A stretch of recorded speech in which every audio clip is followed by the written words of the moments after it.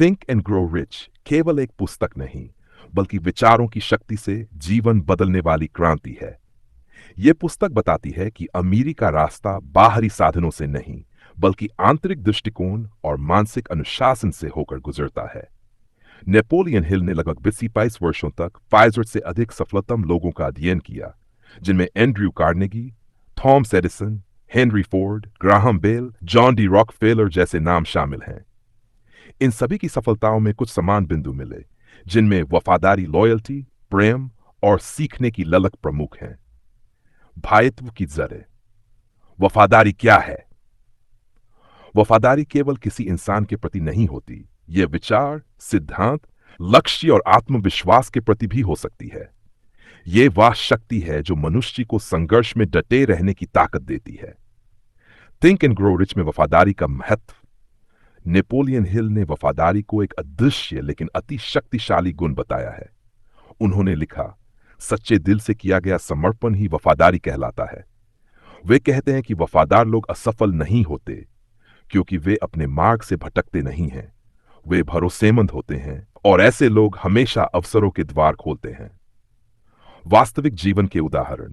Henry Ford जब पहली बार car निर्माण के विचार पर काम कर रहे थे, तो अधिकांश इंजीनियरों और निवेशकों ने उन्हें अस्वीकार कर दिया, परंतु वे अपने सिद्धांतों और दृष्टिकोण के प्रति वफादार रहे। उन्होंने कभी रास्ता नहीं बदला। परिणामस्वरूप पूरी दुनिया ने फोर्ड मोटर्स को एक युग निर्माता के रूप में देखा। भाग 2, प्रेम। सफलता की आत्मा। प्रेम क्या है?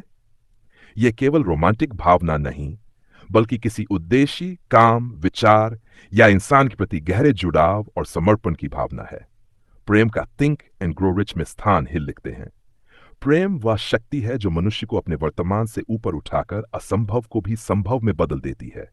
उनके अनुसार जो लोग अपने कार्य से प्रेम करते हैं, वे ज्यादा ऊर्जावान, रचनात्मक और केंद्रित रहते हैं।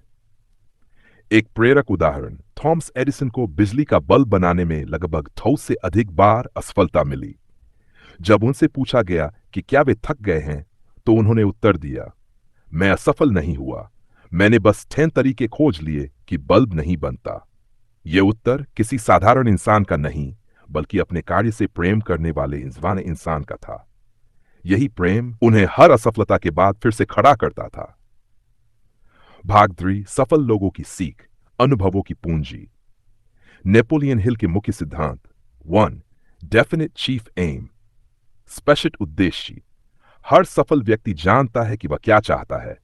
अस्पष्ट सपने केवल कल्पना होते हैं, जबकि स्पष्ट लक्ष्य एक योजना बनाते हैं। फेथ, विश्वास। हिल कहते हैं, अगर आप खुद पर विश्वास नहीं करते तो कोई और भी नहीं करेगा। विश्वास से ही विचार क्रिया में बदलते हैं। ऑटो सजेशन, आत्मसंवाद। मनुष्य को प्रतिदिन अपने दिमाग में अपने लक्ष्य को दोहराना चाहिए, जिससे उसका अवचेतन मन उसे उसी दिशा में प्रेरित करता है। 4.